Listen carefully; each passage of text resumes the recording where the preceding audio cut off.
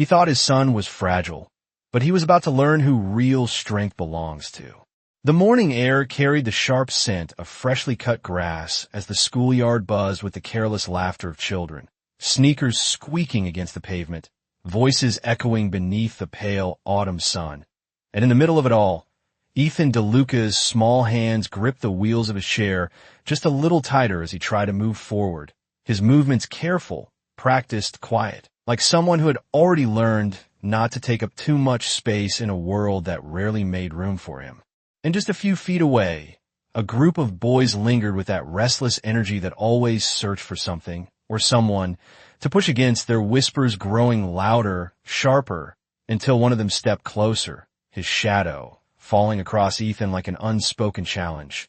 And in that moment, the laughter shifted, not joyful anymore, but pointed, and Ethan's shoulders tensed, his eyes lowering not out of weakness, but out of habit. Because this wasn't new.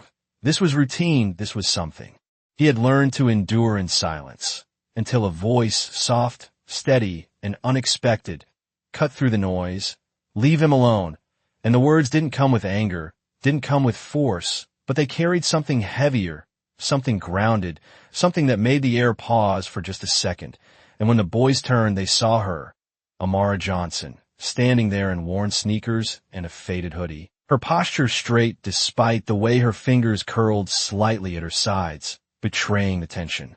She refused to show, and for a brief moment, the world seemed to hold its breath as if waiting to see what would happen next. Because everyone in that yard knew Amara, not for anything she had done wrong, but because she was invisible in the way people often chose not to see those who quietly endured more than they should, the daughter of the school's maintenance worker, the girl who kept her head down, who never caused trouble, who existed on the edges of everything.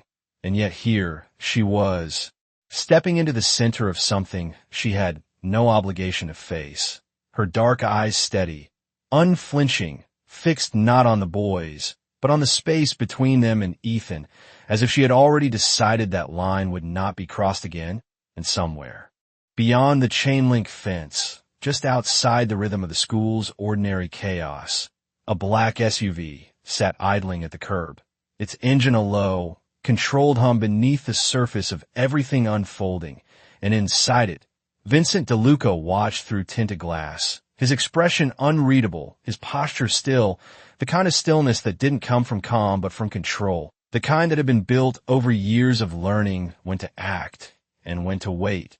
And beside him, his driver shifted slightly, already sensing what was happening, already preparing to step out, to intervene, to restore order the way they always did. But Vincent didn't move.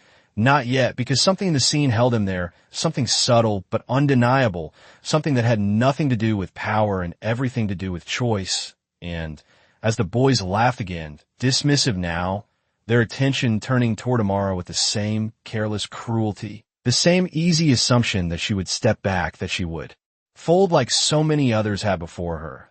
Vincent's eyes narrowed just slightly, not in anger, but in recognition, because he had seen this before. Not in a schoolyard, not under soft sunlight and the sound of distant bells, but in a different world, a harder one, where moments like this define people in ways nothing else could. And as Amara took one small step forward, placing herself fully between Ethan and the boys, her voice steady despite the quiet tremor in her chest, Vincent didn't reach for the door, didn't signal his driver, didn't interrupt what was happening, because for the first time that morning, he wasn't watching a problem that needed fixing. He was watching a decision being made, and he needed to see how it would end. The laughter did not stop right away, but it changed, thinner now, uncertain, like something that had lost its footing without realizing it yet. And Amara felt it, that subtle shift in the air, the way attention no longer belonged entirely to the boys, but hovered somewhere between them and the quiet defiance standing in front of them.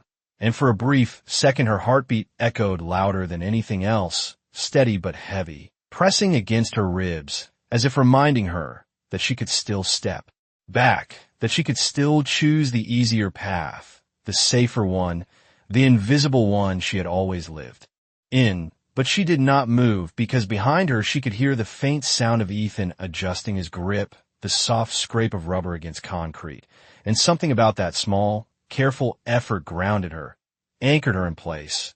And when one of the boys let out a short, dismissive laugh and took a half-step forward, it was not aggression that filled the space but expectation, the assumption that this would end the same way it always did, that she would falter, that she would look away, that she would disappear.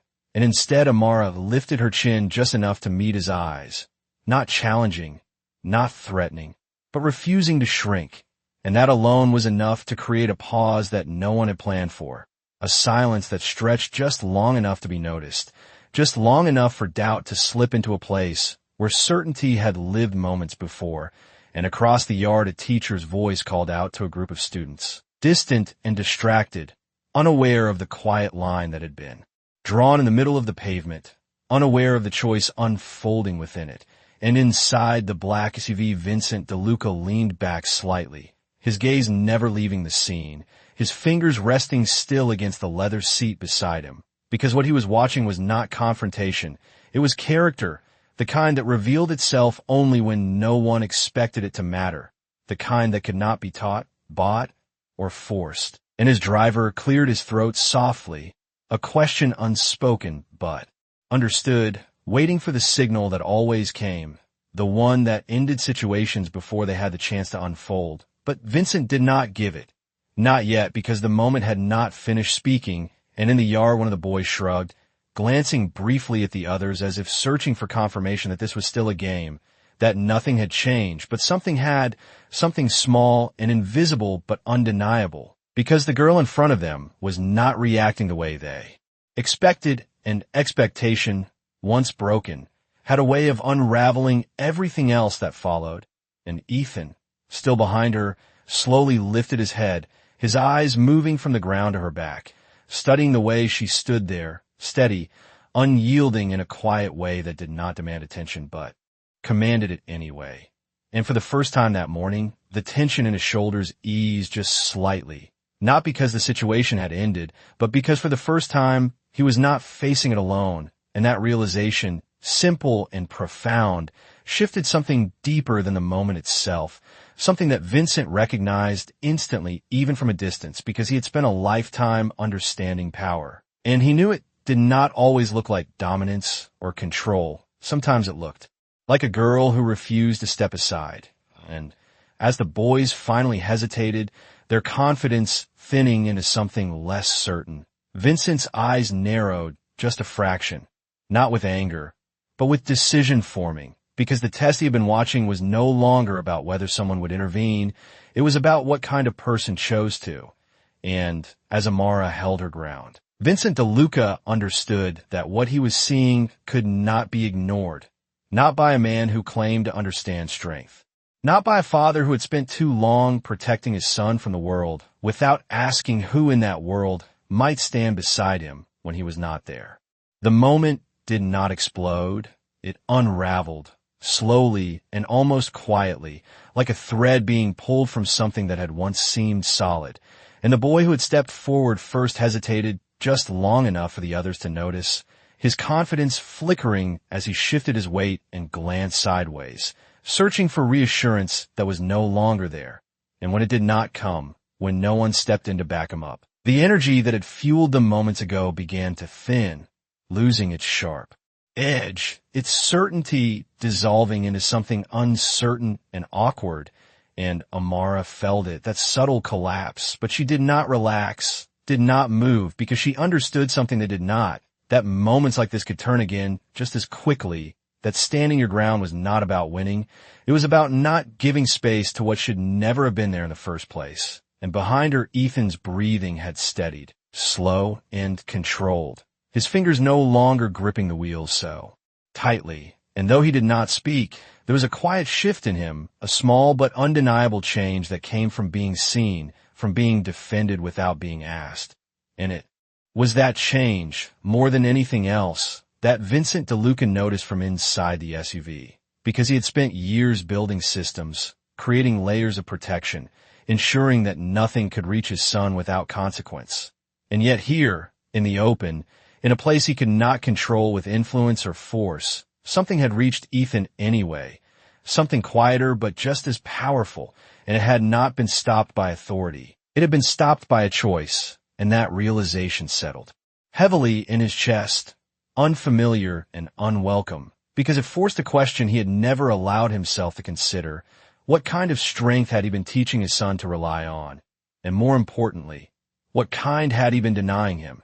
And as the boys finally stepped back, their retreat unspoken but clear, their attention drifting elsewhere with forced indifference, the moment ended not with a confrontation, but with absence, with the quiet withdrawal of something that had no place to remain. And the yard resumed its rhythm, laughter returning, conversations picking up as if nothing had happened. But for those who had seen it, truly seen it, something had changed, and Amara let out a breath she had not realized she was holding, her shoulders lowering slightly as the tension drained from her hands, though her stance remained steady until she was certain it was over. And only then did she turn, slowly, meeting Ethan's eyes for the first time, and there was no pity in her expression, no awkwardness, just a simple acknowledgement, as if what she had done required no explanation, as if it had been the most natural thing in the world. And Ethan, after a brief pause, gave the smallest nod, a gesture so subtle it might have gone unnoticed by anyone else, but not by Vincent, who watched it with a focus that bordered on intensity, because in that quiet exchange, in that unspoken understanding between two children who had been placed on opposite sides of the same invisible line, he saw something that power could not manufacture, something that influence could not command. And for the first time since the moment had begun, Vincent reached for the door handle, not with urgency, not with anger, but with intention, and as the door opened and the outside air rushed in, carrying with it the ordinary sounds of a school day continuing on, his driver stepped out instinctively, moving to follow, but Vincent raised a hand, a small, controlled gesture that stopped him in place, because this was not a situation to be handled from a distance, not one to be resolved through others. And as Vincent DeLuca stepped onto the pavement, his presence alone enough to draw attention without a word spoken, the space around him seemed to shift, not because of what he did, but because of what he represented. And as he began to walk toward them, measured, deliberate, his eyes fixed not on the boys who had already faded in the background, but on the girl who had not, it became clear that what was about to happen next was no longer about correcting behavior. It was about recognizing something rare, something that had revealed itself when no one thought it mattered, and that was something Vincent DeLuca never ignored. The shift in the air was immediate, subtle, but undeniable, as Vincent DeLuca stepped fully into the schoolyard, his polished shoes meeting the pavement with quiet precision. And though he said nothing, though his hands remained relaxed at his sides, the space around him seemed to respond, conversations softening, movements slowing, eyes turning without being told to, because presence like his did not need an introduction. It announced itself in silence, and Amara noticed him before she understood who he was, her attention drawn not by recognition, but by the way everything else seemed to adjust around him. The way even the teachers standing near the entrance straightened slightly, their voices lowering as if instinctively aware that something had entered their ordinary routine that did not belong to it. And for a brief moment, she wondered if she should step back, if she should return to the background where she had always been safe. But something held her in place, the same quiet resolve that had kept her from moving before. And Vincent's gaze settled on her, steady, measuring, not unkind, but undeniably intense, as if he were seeing more than just the surface, more than just a girl in a worn hoodie standing in the middle of a schoolyard. And as he approached, Ethan turned slightly in his chair, his eyes widening just a fraction, recognition flashing across his face in a way that carried both relief and hesitation, because Vincent DeLuca was not just his father. He was a presence that shaped everything around him, a man whose decisions carried weight far beyond moments like this. And Vincent stopped a few feet away, close enough that his shadow fell across both of them, but not so close that it felt intrusive, his posture controlled, his expression unreadable. And for a second, no one spoke, the quiet stretching between them not with discomfort, but with something heavier, something deliberate. And then Vincent's voice broke it, low, calm, and precise. Is he all right? And the question was directed toward Amara. Not Ethan, not the teachers who had begun to gather at a cautious distance, but her. And the choice of that alone shifted something in the moment, because it acknowledged her role, her decision, her presence in a way she was not used to. And Amara blinked once, surprised not by the question, but by the fact that it had been asked at all. And she nodded, her voice steady when she answered, "He is fine." And Vincent held her gaze for a second longer than necessary, as if weighing something unseen, before giving a small nod of his own. And then, without raising his voice, without calling attention to himself, he turned slightly, his eyes moving toward the direction where the boys had been moments earlier, now scattered, pretending to be occupied with anything else. And though he did not call them out, did not name them, the weight of his attention alone was enough to create a ripple that reached them anyway, their movements stiffening, their voices dropping as if the air itself had grown heavier. And a teacher stepped forward quickly, her expression tight, her tone overly careful as she addressed Vincent, offering explanations that had not been asked for, assurances that things were under control, that the situation had been resolved. But Vincent did not respond to her immediately, did not engage in the kind of conversation that filled space without meaning. Instead, he looked back at Amara, his focus returning to the center of what mattered. And when he spoke again, his voice was quieter but carried more weight. "Why did you stay?" And the question hung there, simple in its wording but heavy in its implication. And Amara hesitated, not because she did not know the answer, but because no one had ever asked her something like that before. No one had ever treated her choice as something worth explaining, worth understanding. And for a brief moment, the world seemed to narrow to just that question, just that space between them. And when she finally spoke, her voice was soft but certain, because no one else did, and the words landed with a quiet force that did not need volume to be felt. And Vincent did not look away, did not respond immediately, because in that answer, in its simplicity, in its truth, he heard something that went beyond the moment, something that reached into places he had long kept closed.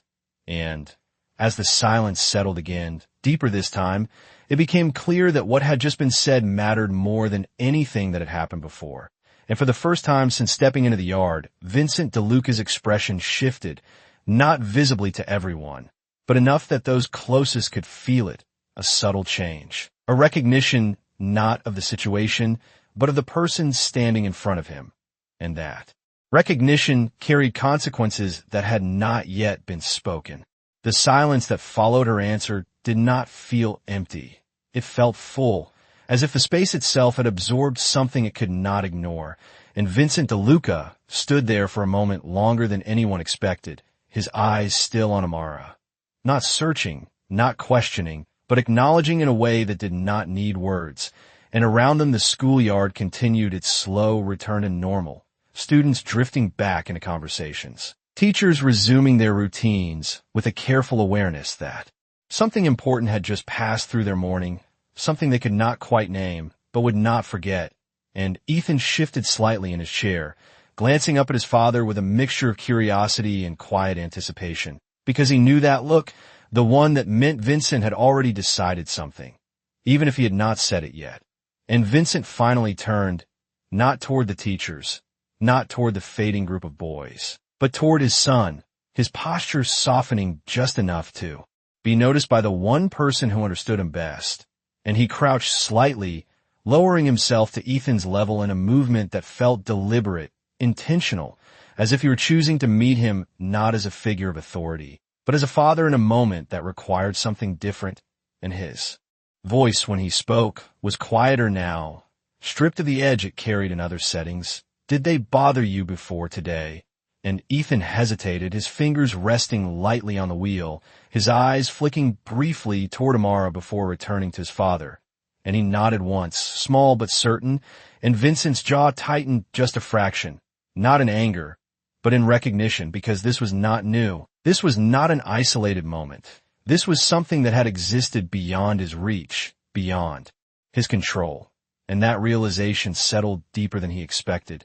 And he straightened slowly, his gaze lifting once more to the broader yard, taking in the space with a clarity that had shifted since he first arrived, because now he was not just seeing a place, he was seeing a pattern, one he had overlooked, one that had unfolded without him, and behind him his driver remained still, waiting, understanding that whatever came next would not follow the usual script. And Vincent turned back to Amara, his expression composed again, but different now, less distant, more defined. And when he spoke, his tone carried something that did not often appear in his world, respect, quiet and unmistakable. You did what no one else chose to do, and the words were simple, but in the way they were delivered, they carried weight, recognition that extended beyond the moment itself. And Amara shifted slightly, not out of discomfort, but out of unfamiliarity, because she was not used to being seen. Like this, not used to having her actions named, valued, acknowledged by someone whose presence alone seemed to command everything around him.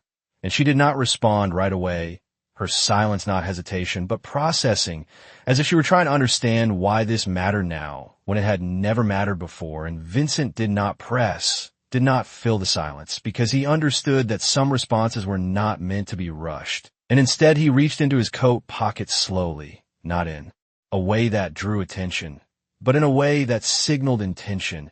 And he pulled out a simple card, nothing elaborate, just a name and a number.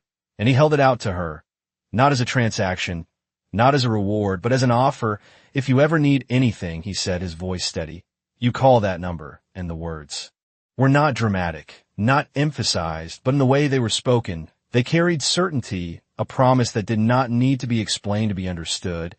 And Amara looked at the card, then at him, her eyes narrowing slightly, as if weighing something deeper than the surface of the gesture, because she had learned, in her own way, that offers often came with expectations, with conditions, with something unspoken attached. And for a brief moment, the world narrowed again, not with tension, but with clarity. And when she reached out and took the card, her fingers steady, her voice calm, she did not say thank you. She did not lower her gaze. She simply nodded once, the same quiet acknowledgement she had given Ethan moments before. And Vincent noticed that the lack of hesitation, the absence of deference, and instead of taking offense, something in him shifted again, because what he was seeing was not just courage. It was dignity, the kind that did not ask for permission. And as he straightened fully, the distance between them returning physically but not entirely emotionally, it became clear that this moment, simple as it appeared on the surface, had already begun to change something beneath it, something that would not remain contained within the boundaries of a schoolyard, something that would follow all of them long after the morning ended. The card felt lighter than it should have in Amara's hand, a thin piece of paper that somehow carried more weight than anything she had ever been given before.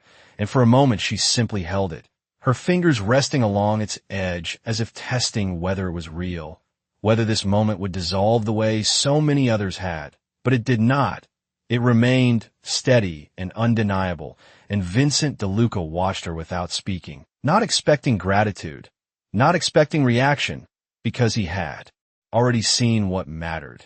And it was not in what she said, it was in how she stood, how she chose, how she refused to bend even when the world had given her every reason to. And that was something he understood better than most, though he had spent years forgetting what it looked like. And as he turned slightly, preparing to leave, the movement alone was enough to signal the end of the moment to everyone else, teachers stepping back, students returning fully to their routines, the invisible line dissolving as quickly as it had formed. But before Vincent could take another step, a small voice broke through, hesitant but clear, "Dad," and he paused just long enough for the word to settle, for the difference in tone to register, because Ethan did not call out often, not like that, not with that quiet urgency that suggested something mattered beyond the surface. And Vincent turned back, his attention returning immediately, his focus narrowing to his son, with a precision that left no room for distraction. And Ethan looked toward Amara again, then back at his father, his expression thoughtful, searching, as if trying to put something into words that had never needed to be spoken before. She stayed. He said, simple and direct, and Vincent's gaze shifted once more to Amara. not in question this time, but in confirmation, as if hearing it from Ethan completed something that had already begun to form in his mind. And for a moment, the three of them stood there in a quiet triangle of understanding that no one else in the yard fully grasped. A connection built not on familiarity or shared history, but on a single moment that had revealed something deeper than either of them expected. And Vincent nodded once, not just to Ethan, but to both of them, an acknowledgement that did not need elaboration, and then he straightened fully, his presence settling back into the composed, controlled form the world recognized. But there was something different beneath it now, something that had shifted in a way that could not be undone. And as he turned to leave, his driver moving into position without a word, Vincent spoke quietly, almost to himself, but loud enough to be heard by the one person who needed to hear it. No one stands alone again. And the words were not dramatic, not emphasized, but they carried a certainty that settled into the space around them like something permanent, something that would not fade with the passing of the moment. And Amara felt it, not as a promise she fully understood, but as a change she could not ignore. And as Vincent walked away, his figure moving back toward the waiting SUV, the ordinary rhythm of the schoolyard resumed fully. But it no longer felt the same, not to Ethan, who sat a little straighter in his chair, his hands resting more lightly than before. Not to Amara, who slipped the card in her pocket with a quiet awareness that something had just entered her life without asking permission. And not to Vincent, who paused just before entering the vehicle, his hand resting briefly on the door as he looked back one final time, not at the yard, not at the teachers, but at the girl who had stood when no one else did. And in that brief glance, something settled into place, something that would not be left behind when he drove away, because some moments did not end when you walked away from them. Some moments followed you, reshaped you, reminded you of things you had chosen to forget, and as the door closed and the engine came to life, Vincent DeLuca carried that moment with him, not as a memory, but as a decision waiting to be acted on. The SUV disappeared into the flow of late morning traffic, its presence fading from the curb as if it had never been there, but the absence it left behind was louder than its arrival. And in the schoolyard, something lingered, not in the air, not in the noise, but in the way people moved, the way glances lasted just a little longer, the way conversations dipped into quiet when certain names were mentioned. And inside the classroom, Ethan sat near the window, sunlight stretching across his desk. In thin golden lines, his hands resting loosely on the edge as he stared forward, not distracted, not withdrawn, but thoughtful in a way that felt new even to him, because the morning had not just passed. It had settled. It had left something behind that he could not ignore. And across the room, Amara took her seat without drawing attention, slipping into her usual place as if nothing had changed. But everything had, even if no one said it out loud. And a few desks away, two boys who had been louder than everyone else earlier now avoided looking in her direction entirely. Their voices lower, their movements careful, not out of fear, but out of something less defined, something closer to awareness. And the teacher began the lesson, her voice steady, measured, but there was a subtle shift in her tone, a kind of attentiveness that had not been there before, as if she too had witnessed something she could not quite explain. And as the minutes passed, the classroom settled into routine, pencils moving, pages turning, the familiar rhythm of a school day continuing. But beneath it, something else moved quietly, something that had started outside and followed them in. And when the bell finally rang, sharp and sudden, breaking the silence and emotion, Ethan hesitated for just a second before reaching for the wheels of his chair, his hands moving with a confidence that had not been there earlier. And as he rolled toward the door, Amara stood as well, her movements unhurried, her expression unchanged. But as they reached the hallway, something small and unexpected happened. Ethan slowed slightly, just enough to fall in a step beside her. Not behind, not ahead, but beside. And for a moment, neither of them spoke, the noise of lockers opening and voices echoing around them filling the space. Until Ethan finally glanced over, his voice quiet but clear, "Thank you." And Amara looked at him, her expression softening just a fraction, not with surprise, but with understanding, and she shook her head once, gently. "You do not have to thank me," she said, her tone calm, certain, as if what she had done required no acknowledgement, and Ethan considered that for a second, then nodded, accepting it in the same quiet way she had offered it. And as they continued down the hallway, the distance between them no longer defined by difference, but by something shared, something unspoken but understood, and outside, beyond the walls of the school, Vincent DeLuca sat in the back of his office, the city stretching out below him through floor-to-ceiling windows, the hum of distant traffic barely reaching the silence inside. And in front of him, a file lay open, pages filled with details that would normally command his full attention. But today his focus lingered elsewhere, his mind returning not to numbers or negotiations, but to a single moment in a schoolyard, a single choice made without expectation, without recognition. And as he leaned back in his chair, his fingers steepled lightly in front of him, he spoke without looking up, his voice low but unmistakable. "Find out everything about the girl." And the man standing near the door nodded once, already understanding the weight behind the instruction, already knowing this was not curiosity. This was intention, and Vincent's gaze drifted briefly to the city beyond the glass, his reflection faint against the skyline. And for the first time in a long time, the decisions forming in his mind were not about power, not about control, but about something far more complicated, something he had once understood and then buried beneath years of necessity. And as the room settled back into silence, one thing became clear: the moment in that schoolyard had not ended. It had only begun. The request did not take long. It never did when it came from Vincent DeLuca, and by late afternoon the file was placed neatly on his desk, its contents organized with the kind of precision that came from people who understood the importance of details, and Vincent did not reach for it immediately. Instead, he stood by the window, hands resting lightly behind his back as he looked out over the city, the skyline stretching in clean lines beneath a fading sun. But his focus was not on the buildings, not on the movement below.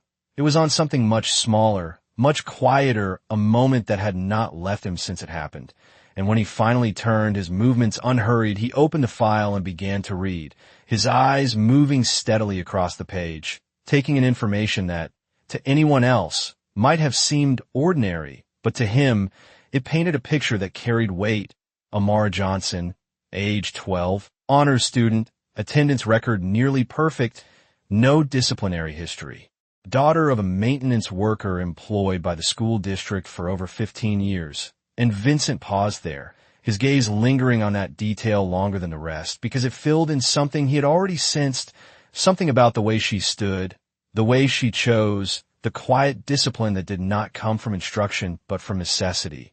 And as he continued, the pieces aligned, not dramatically, not in a way that demanded attention, but in a way that settled, that made sense. And when he closed the file, placing it gently on the desk, there was no surprise in his expression, only confirmation. And across the city, in a small apartment that overlooked a narrow street lined with parked cars and fading storefronts, Amara sat at a worn kitchen table, her backpack resting against the chair, her fingers tracing absent patterns along the surface as her mother moved quietly in the background, preparing dinner with the same steady rhythm she followed every evening, and the television played softly in the corner, its light flickering against the walls. But Amara's attention was elsewhere, her thoughts returning again and again to the morning, to the card now resting in the pocket of her hoodie, and she had not taken it out. Not yet. Not because she had forgotten, but because she had not decided what it meant. And across from her, her mother glanced over, noticing the quiet, the stillness that was unusual even for her. "Something on your mind?" she asked, her voice gentle but perceptive, and Amara hesitated for just a moment before shaking her head, not as a denial, but as a way of holding something back until she understood it herself. And her mother did not press, did not push for answers, because she had learned that some things revealed themselves in time. And back in the office, Vincent remained standing for a moment longer, his hand resting lightly against the desk, his mind already moving beyond information into decision. and he picked up the phone, dialing a number from memory, not looking down, not hesitating, and when the call connected, his voice was calm, measured. "Schedule a meeting with the school principal tomorrow morning," he said, and there was no explanation, no elaboration, because none was needed. And as he ended the call, placing the phone back down with quiet precision, the direction of everything that followed had already shifted, not because of power, not because of influence, but because of a choice made in a schoolyard by someone who had never expected to be noticed. And as the evening settled over the city, one thing became certain. The world Amara Johnson had known was about to change, not suddenly, not loudly, but in a way that would reveal itself step by step, decision by decision, until the moment she thought had ended would prove to be only the beginning. The next morning arrived with a quiet clarity that made everything feel sharper, more defined, as if the world itself understood that something was about to shift. And inside the school, the usual rhythm carried on with practiced familiarity, lockers closing, voices rising and falling in waves, teachers moving through hallways with coffee cups in hand. But beneath it all, there was an undercurrent, something subtle but present, because word had traveled, not loudly, not directly, but in the way things always did, through glances, through lowered voices, through the quiet awareness that someone important had been there the day before. And in the main office, the receptionist straightened slightly as the door opened, her posture shifting before she even looked up, because some presences were felt before they were seen. And when Vincent DeLuca stepped inside, the room seemed to still, not completely not, dramatically, but enough to be noticed, enough to change the way people breathed, the way they moved. And the principal appeared moments later, his expression carefully composed, his handshake firm but cautious, his voice carrying a professionalism that could not quite mask the tension beneath it. And Vincent did not waste time with pleasantries, did not fill the space with unnecessary words. Instead, he spoke simply, directly. "I want to understand what happened here yesterday." And the question was not loud, not forceful, but it carried a weight that made the room feel smaller. And the principal began to explain, his words measured, careful, outlining policies, supervision, steps that would be taken, assurances that everything was under control. But Vincent listened without interruption, his expression unchanged, because he was not there for explanations. He was there for truth. And when the man finished, Vincent nodded once, acknowledging the effort, but not accepting it as enough. And he stepped closer, his voice lowering slightly. Not in anger, but in clarity. "Control is not the same as care," he said, and the words landed with quiet precision, leaving no room for misunderstanding. And for a moment, the principal had no response, because the difference between those two things had never been spoken so plainly before. And Vincent straightened, his gaze steady. "I am not asking you to protect my son because of who I am," he continued. "I am asking you to ensure that every child here is treated with dignity, whether anyone is watching or not." And the statement shifted something in the room, because it was not a demand for power, it was a demand for principle. And outside, in the hallway, Amara stood by her locker, unaware of the conversation unfolding just a few doors away, her fingers moving automatically as she gathered her books, her mind still holding onto the quiet weight of the card in her pocket. And down the hall, Ethan waited near the doorway, his eyes scanning the space until they found her. And when they did, he gave a small nod, the same quiet acknowledgement that had passed between them before, and she returned it without hesitation. And in that simple exchange, something steady formed, something that did not need to be named to exist. And back in the office, Vincent placed his hand lightly on the desk, his voice calm as he spoke one final time. "And there's one more thing," he said, pausing just long enough to ensure the moment held. "The girl who stood up for my son. I want to make sure she is seen, not overlooked, not forgotten, but recognized for what she did." And the principal nodded quickly, understanding now that this was not about influence, not about favor, but about acknowledgement. And as Vincent turned to leave, the weight of his presence remained even after he stepped out of the room. And in the hallway, as he passed, his eyes met Amara's for just a brief second. No words exchanged, no gesture made, just a look, steady and certain, and in that look was something she had never been given before. Not attention, not approval, but recognition. And as he continued walking, the space behind him settling back into motion, one thing became clear. What had begun as a single moment of quiet courage had grown into something larger, something that reached beyond a schoolyard, beyond a single day. And in that growing silence that followed, the lesson was not spoken, but it was understood. Dignity did not come from power. It came from the choice to stand when no one else would. And that day, everyone remembered.